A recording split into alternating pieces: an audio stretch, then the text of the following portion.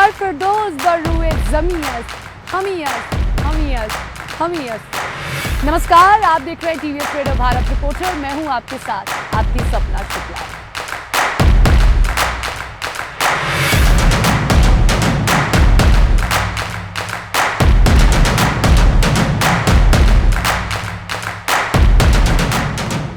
जन्नत कहीं है तो वो यही है।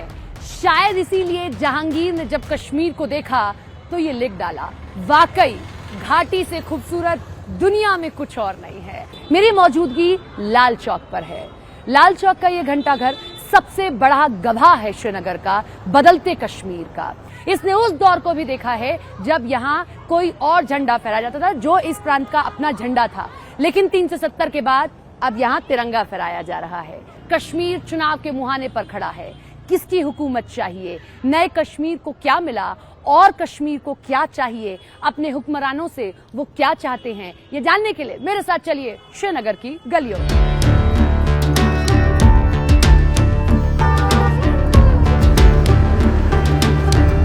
मैं आपको दिखा रही थी कि विकास किस तरीके का है। तो ये जो आप देख रहे हैं ये स्टेडियम है। ये जो स्टेडियम आप देख पा रहे हैं ये स्टेडियम है। सीधे जाएंगे तो यहाँ से डल लेक। सबसे बड़ी इच्छा थी कि डल लेक जाऊंगी, शिकारा में बैठूंगी। तो चलिए डल लेक चलते हैं और उससे आगे फिर आपको कश्मीर घुमाएंगे।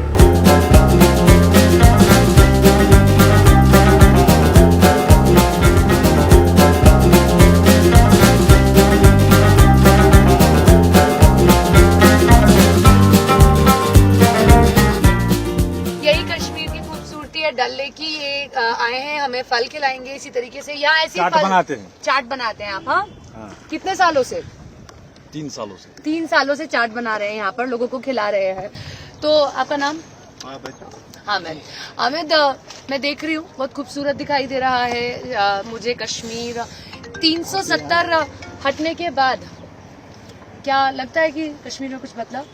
हाईली मिलिटराइज्ड जोन है। तो मुझे लगता है जैसे पहले सिक्योरिटी थी अभी भी सिक्योरिटी है।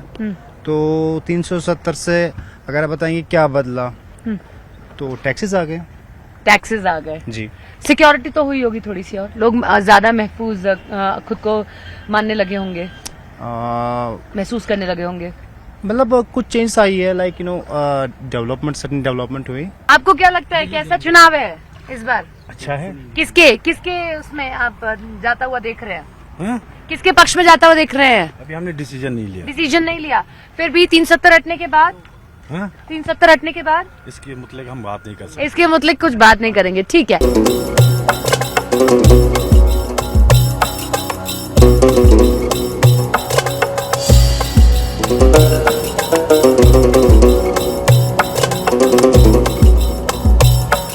और अब मुझे कुछ यहाँ पर लोग दिखाई दे रहे हैं, उनसे बात करते हैं। डल लेक के आसपास के लोग हैं।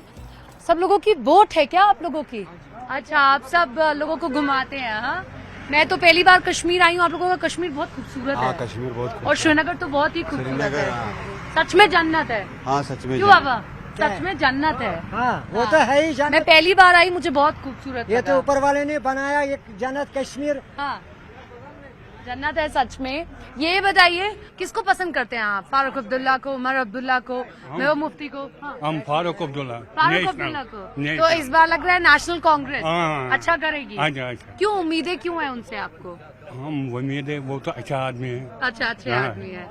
ऐसी उम्मीद है उमर अब्दुल्ला हाँ, से? उमर।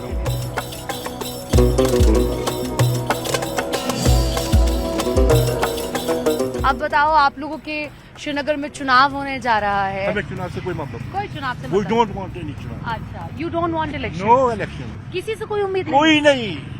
किसी नेता से नहीं? जिनसे उम्मीद है वो बंद है। श्रीनगर का मैं मजदूरी कर रहा हूँ। मैं पढ़ा लिखा आदमी हूँ। मुझे क्या मिला? वही मजदूरी। क्या मिला? अपनों को देते हैं, अपनों को, हमको कुछ नहीं।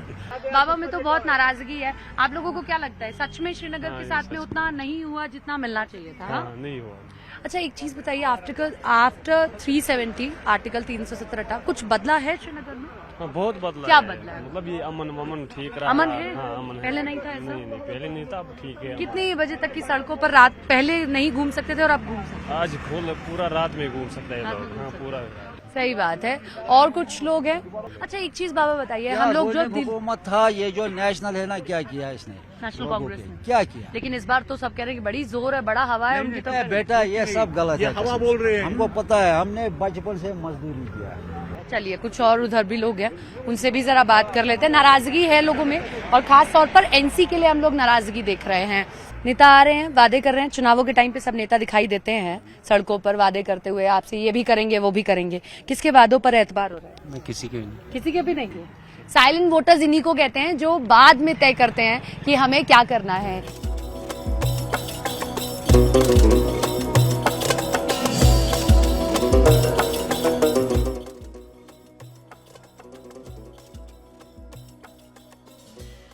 चलिए यहाँ से चलते हैं ब्रिज बेहरा। यहाँ से 30 किलोमीटर लगभग दूरी है। ब्रिज बेहरा मैं आपको इसलिए लेकर जा रही हूँ क्योंकि वहाँ से इल्तिजा मुफ्ती चुनाव लड़ रही हैं। यूं तो वो मुफ्ती परिवार का गढ़ रहा है, मुफ्ती परिवार से सालों से वहाँ पर चुनाव लड़ा गया, लेकिन इल्तिजा मुफ्ती यानी कि महबूबा मुफ्ती के बाद अब अगली पीढ़ी वहाँ से चुनाव लड़ने जा रही है।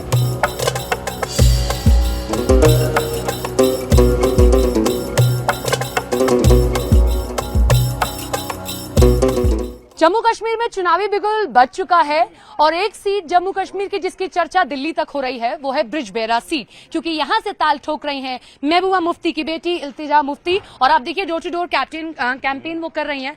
जब पहली मर्तबा मैंने अभी आपको देखा तो मुझे नहीं लगा कि कोई ऐसा यंगस्टर नेता भी कैंपेनिंग कर रहा है, लग रहा है कि बड़ा परिपक्व नेता, जीन्स में एकदम राजनीति मुफ्ती जी की आई है।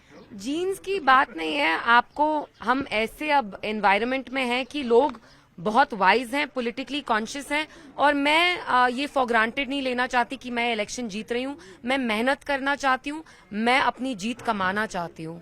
मैं नहीं चाहती हूँ बाद में कोई कहे कि महबूबा जी की बेटी है, आसान इलेक्शन था, जीत लिया। तो मैं हर गली गली में, कोचे कोचे में हम जा रहे हैं, लोगों को समझा रहे हैं कि वो क्यों एक नौजवान लड़की को चुने।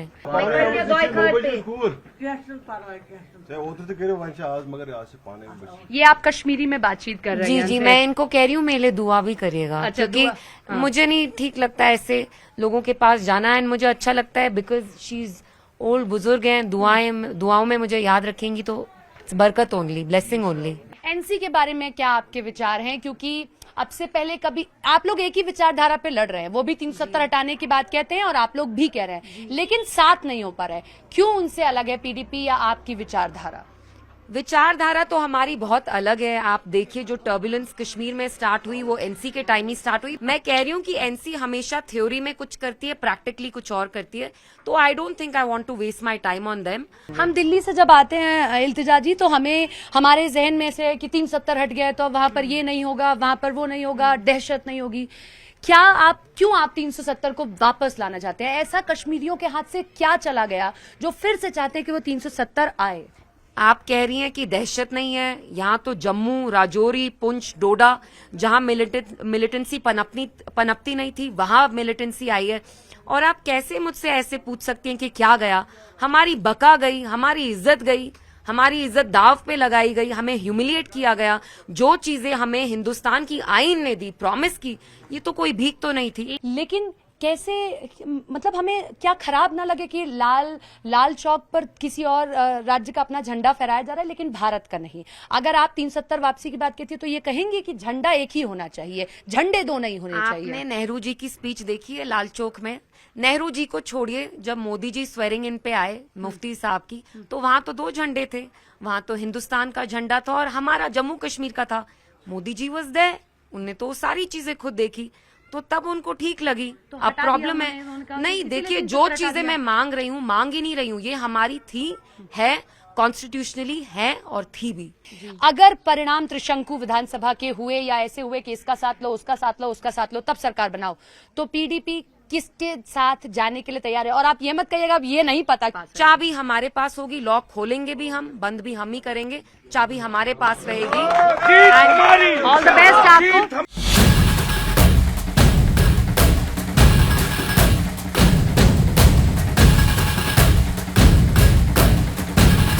कश्मीर को देखकर ये भी लगता है कि जो जितना खूबसूरत है उसने दर्द को भी उतना ही झेला है।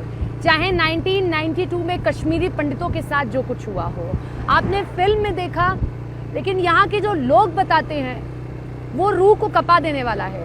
अब यहाँ से मैं आपको सीधे कश्मीरी पंडितों के पास लेकर जाऊंगी।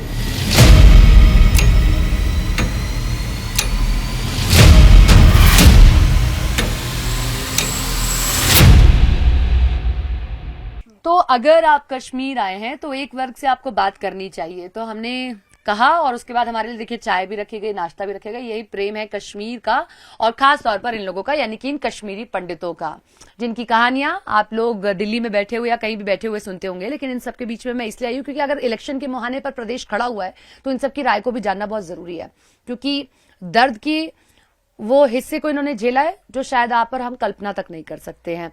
इस कश्मीर को ऐसे कहा जाता था कि जहां हर वक्त दर्द दहशत रहता था, लेकिन 370 हटा लोग कहते हैं कि अब दहशत नहीं है। आप सच्चाई बताइए, वाकई ऐसा है? दोनों ही बहुत अलग अलग स्थितियां रही। अगर पिक्चर्स में इसको पोर्ट्रे करना हो ना, तो मुझे लगता है अगर मैं पिक्चर्स आपको दिखाऊं ना, आप जस्टिफाई नहीं कर पाओगे। पहले क्या होता था? पहले बहुत एग्जाम्पल दे दो अगर। बहुत दहशत थी, माहौल ऐसा, वो जो गन पॉइंट पे चीजें करवाई जा रही थी ना 90s के दौर में, वो सेम 2015 तक चल रहा था। जैसे बीजेपी या और 370 हटा आर्टिकल टूटा, तो उसके बाद लोगों को लगा कि नहीं हम सांस ले सकते हैं। ऑक्सीजन प्रोवाइड हुआ, हम सिर्फ कार्बन डाइऑक्साइड, ऑक्सीजन नहीं मिल रहा था। जरा आप बताएंगे अगर 1992 के दौर में क्या झेला था, ताकि आज इन दर्शकों को पता चले कि आप लोग सिर्फ मूवीज में देख रहे हैं। एक आदमी को मैं आपको दिखा रही हूँ जो झेल के आया है। तो जो हमारे साथ यहाँ 90s के बाद हुआ था, वैसा भगवान किसी के साथ न करे। क्या हुआ था? तो हमारे पहले जो एक दिन हम रात को सोए थे 92 में, रात के फरवरी का महीना था, 20-22 का डेट था। तो रात को हमें बैठे हुए थे, मेरा पुराना मकान था, उसमें हम बैठे थे। तो कुछ मेरे रिश्तेदार, इनकी सास वगैरह वहाँ मेरे पास बैठी थी, कुछ हम बातें कर रहे थे अपने घरेलू की। तो इतने में से एक लड़का आया, बोलता मिलिटेंटों ने घेरा डाल दिया है। कम से कम 60 मिलिटेंट हमारे, मतलब उग्रवादी जो भी थे, टेररिस्ट थे ना, कम से कम 60 आदमियों ने पूरे मकान को, माले को घेरा कर लिया। तो पहले तो ये किसी दूसरे लड़के के नाम पूछ रहे, वो सुरवास हो। उसके बाद ये मेरे घर में घुस गए। क्या हमने देशराज, विजय कुमार, मतलब अचानक हमला हो गया? अचानक हमला हो गया। अच्छा, वो हो गई 1992 की बात। आज हम 2024 में 370 हट गया यहाँ से, है ना। अब बीजेपी, क्योंकि उसी ने हटाया, तो वो ये इसी बात पर इस बार चुनाव लड़ रही है। अंकल, आपने तो वो दौर भी देखा, ये दौर भी देखा, मतलब डिफरेंस है, भेद है या नहीं है सिक्योरिटी का? वही कह रहा हूँ मैं अभी। जब हमारे बच्चे स्कूल जाते थे ना इस मिलिट्री में, तो जब फायरिंग होती थी, एक ये बच्चा था, एक वो दूसरा लड़का, एक और लड़का था, ये तो एक इसका और भाई है, वो कनाडा में आज। तो ये बच्चे जब स्कूल जाते कोई 2-2.5 किलोमीटर का स्कूल था इनका। तो वो क्या नाम था उस स्कूल का? तो उस स्कूल जाते थे। तो जब वहाँ फायरिंग होती थी ना, तो मैं इतना जरूर कहूंगा कि वो इलाका जो था पूरा 100% पाकिस्तानी था। अब ऐसा नहीं है? नहीं, अब नहीं है। तो जब फायरिंग होती थी ना, तो बच्चों के मतलब क्या बताऊं कि इनका पूरा बाथरूम वगैरह पेंटू में निकला। अब ऐसा है या नहीं है? नहीं, अब मैं वही कह रहा हूँ ना आपको कि उस टाइम उन औरतों की मेहरबानी है जो कि हमारे बच्चों को अंदर लेके संभाल लेती थी। उसके बाद थोड़ी मिलिट्री फायरिंग बंद होती थी तो हमें पता लगता था हम बच्चे कैसे लाते थे। जैसे एक राज्य है जहां पर एक शहर है, उसका मैं नाम नहीं जिक्र करूंगी, लेकिन वहां के लोग, कुछ एक मोहल्ला है जो अपने साथ हमेशा प्लान भी रखते हैं कि अगर ये सरकार नहीं आई, ये आई, तो हम बेच के घर चले जाएंगे, हम यहाँ छोड़ जाएंगे, क्योंकि हमें डर है। तो ऐसा डर रहता है? ये तो हमें पूरे 100% है ना। तो मैम अचानक इन लोगों ने सारी सिक्योरिटी हटा दी, हमारे सारे बंकर्स वगैरह सब खाली करके यहाँ से निकल गए, और अचानक इन्होंने 5 अगस्त को 370 हटा दिया। उसके बाद ही मैम फिर से आए, बोला सिक्योरिटी चाहिए, हमने बोला नहीं चाहिए मैम। उसके बाद ही दूसरे ही दिन हमारे यहाँ पे ग्रेनेड फटा। मतलब आपको ये है कि अगर 370 हट रहा है तो इतना बवाल है, अगर कोई ऐसी गवर्नमेंट आ गई तो फिर से बवाल हो सकता है। बिल्कुल मैम, ये तो हो ही गई। ये मन में है कि ये गवर्नमेंट रहनी चाहिए। हाँ, गवर्नमेंट बीजेपी ने जो काम किया ना, उन्होंने हमें सिक्योरिटी प्रोवाइड की। माइनॉरिटी का जो वो एक कॉन्सेप्ट बैठा था ना कि हम 20% दबा दिया, हाँ दबा दिए जाते थे, वो नहीं था। अब ऐसा डर नहीं है। अब हम कहते हैं पावर दिया है। अब नहीं है, अब नहीं है ना, अब नहीं है, तब था, अब नहीं है। अब माइनॉरिटी पावर है, माइनॉरिटी में पावर है, अब पावर है अब माइनॉरिटी। कश्मीरी पंडित दबेगा नहीं, बिल्कुल नहीं दबेगा। लेकिन दबाने की कोशिश की जाती थी। हम अपनी जिद से फिर यहाँ रहे कि ये हमारी संपत्ति है, हम इसे छोड़ के नहीं जाए। कोई किसी का ले लो, गर्दन कटती है कटेगी। तुम बड़ी बात बोल रहे हो विक्रम कि आज माइनॉरिटी मेजॉरिटी की तरह काम कर रहा है? बिल्कुल कर रहा है, वरना हम लोगों को तो दबा दिया हाँ मैम। इनकी बातों को सुनना जरूरी है और ये बहुत सजग है, ये जानते हैं कि इन्हें सिर्फ एक वोट के टूल की तरह इस्तेमाल ना किया जाए, इनके लिए काम किया जाए। और साथ ही साथ ये भी कहते हैं कि 370 वापस नहीं आना चाहिए। एक देश में 2 विधान 2 झंडे, ये बर्दाश्त नहीं करेंगे।